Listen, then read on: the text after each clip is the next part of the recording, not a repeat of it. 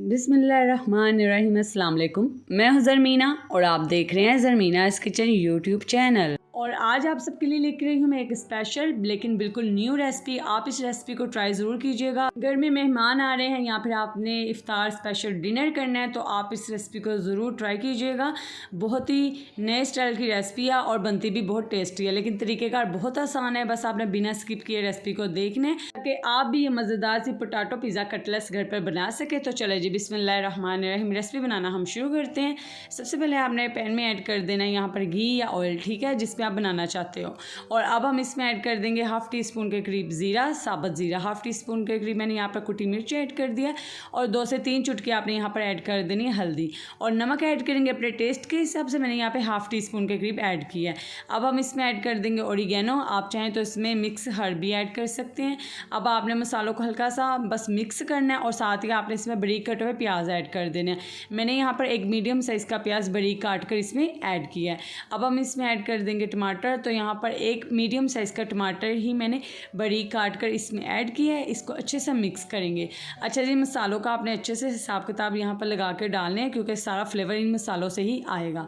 अब आपने इसमें ऐड कर देने बारीक कटी हुई सब्ज़ मिर्चें। तो यहाँ पर 2 सब्ज़ मिर्च मैंने बारीक काट कर इसमें ऐड किया, उसको भी हम अच्छे से मिक्स कर लेंगे। ये मसाला हमारा बहुत ही जल्दी बनकर तैयार हो जाएगा। ये इतनी मज़ेदार स्टफिंग बनेगी ना कि जब आप खाएंगे आपको बहुत ही ज़्यादा ये अच्छी लगने वाली है। तो मसाला हमारा यहाँ पर तैयार हो चुका है, बहुत ही मिनटों में बन जाता है ये। और साथ ही हम इसमें ऐड कर देंगे चिकन। तो यहाँ पे बॉइल्ड चिकन मैंने ऐड किया है तकरीबन 1 कप के करीब, ठीक है। चिकन को मैंने बॉइल्ड करके तो इस तरीके से श्रेडिड कर लिया था, मैंने इसमें ऐड कर दिया है। तो जी ये वही पानी है जिसमें मैंने चिकन को बॉयल किया है, वो आपने फेंकना नहीं है, उसको आपने इसमें इस्तेमाल करना है, ठीक है। इससे टेस्ट और अच्छा आएगा। अब आपने इसमें ऐड कर देना है चिली सॉस। यहाँ पर मैंने तकरीबन 1 टीस्पून के करीब चिली सॉस ऐड किया और साथ ही मैंने यहाँ पर इसमें ऐड कर दिया 1 टेबल स्पून के करीब टमाटो केचप। अब आपने इन तमाम चीज़ों को अच्छे से मिक्स कर लेना है। तो जी जो हमने इसमें चिकन की यखनी ऐड की थी ना, यानी कि जिसमें हमने चिकन को बॉयल किया था, जब वो अच्छे से ड्राई हो जाए तो आपकी स्टफिंग ये बनकर तैयार हो जाएगी। अब इसे उतार कर साइड पे रख दीजिए। तो हमारी मज़ेदार सी स्टफिंग बनकर तैयार है। उसे ठंडा होने दीजिए। तब तक हम यहाँ पर आलू लिया, मैंने हाफ़ kg के करीब मैंने यहाँ पर आलू लिए हैं। आलू को आपने अच्छे से बॉयल कर लेना है ताकि वो अच्छे से गल जाए। फिर आपने मैशर की मदद से उसे मैश कर लेना है। यहाँ पर आपने हाफ़ टी स्पून के करीब काली मिर्च का पाउडर ऐड करना है, थोड़ा सा नमक ऐड करना है अपने टेस्ट के हिसाब से, और तमाम चीज़ों को आपने अच्छे से मिक्स कर लेना है। तो ये हमारी जो आलू की एक ज़बरदस्त सी डो बनकर तैयार हो गई है। तो ये सेकंड स्टेप है इस रेसिपी का। अब आपने यहाँ पर आधा कप मैदा लेना है और इसमें हाफ़ टी स्पून के करीब कुटी मिर्च ऐड करनी है और 2 से 3 चुटकी आपने इसमें नमक ऐड कर देना है, ठीक है। नमक आपने हर चीज़ में कम ऐड करना है क्योंकि इसमें हर चीज़ में नमक जा रहा है। तो अब आपने इसमें पानी ऐड करना है, सादा पानी आपने ऐड करके यहाँ पर एक बैटर तैयार कर लेना। ना ही तो ये बहुत ज़्यादा गाढ़ा हो और ना ही ये बहुत ज़्यादा पतला हो, इस तरीके से कुछ आपने बैटर तैयार कर लेना।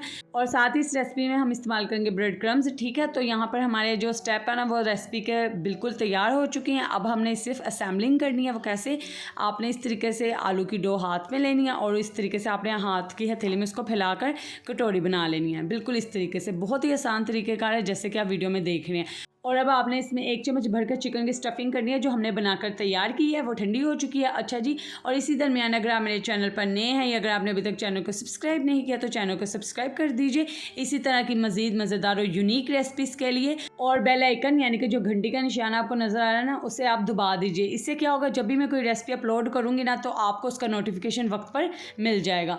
अब आपने इस तरीके से इसे प्रेस करते हुए ऊपर लाना है आलू की डो को और ये आसानी से सील हो जाएगी, बंद हो जाएगी अच्छे से, ठीक है। इस तरीके से आपने इसे बंद कर देना है, जैसे एक पेड़ा होता है ना, आपने ये बना लेना है।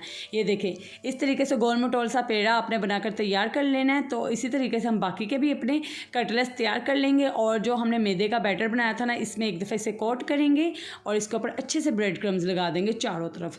ब्रेड क्रम्स हम इसलिए लगाएंगे, इससे ये बहुत ज़्यादा क्रिस्पी बनकर तैयार होंगे, ठीक है। ये देखें, जैसे कि आप वीडियो में देख रहे हैं, बिल्कुल आपने इसी तरीके से सारे स्टेप्स को फॉलो करना है अगर आप चाहते हैं कि आपकी ये रेसिपी बहुत ही मज़ेदार बनकर तैयार हो। ये देखें, एक भी इस तरीके से मैंने पोटैटो कटलेट्स बनाकर तैयार कर लिए। इसी तरीके से हम बाकी के भी बनाकर तैयार कर लेंगे। तो चलो जी, अब आता है बहुत ही अहम स्टेप। ये आपने बिल्कुल भी स्किप नहीं करना फ्राई करने का। आपने क्या करना है, यहाँ पर जो हमारा ऑयल है ना मीडियम होना चाहिए क्योंकि ये ब्रेड क्रम्स हमने लगाए हैं। अगर बहुत ज़्यादा हाई हीट पर आप इन्हें फ्राई करेंगे तो ये जल जाएंगे, ठीक है, कलर ख़राब हो जाएगा। इतनी ही रेसिपी मेहनत भी की है, तो वो जब ख़राब हो जाएगी तो बिल्कुल भी अच्छी नहीं लगेगी। आपने बिल्कुल तसल्ली से इसे मीडियम फ्लेम पर फ्राई करना है, इस तरीके से गोल्डन सा सुनहरा कलर आने तक, ठीक है। तो ये छोटी छोटी सी बातों से ही हमारी रेसिपी बहुत ही प्यारी लगती है देखने में, और हमारी मेहनत भी वसूल हो जाती है जब खाने वाले तारीफ़ करते हैं।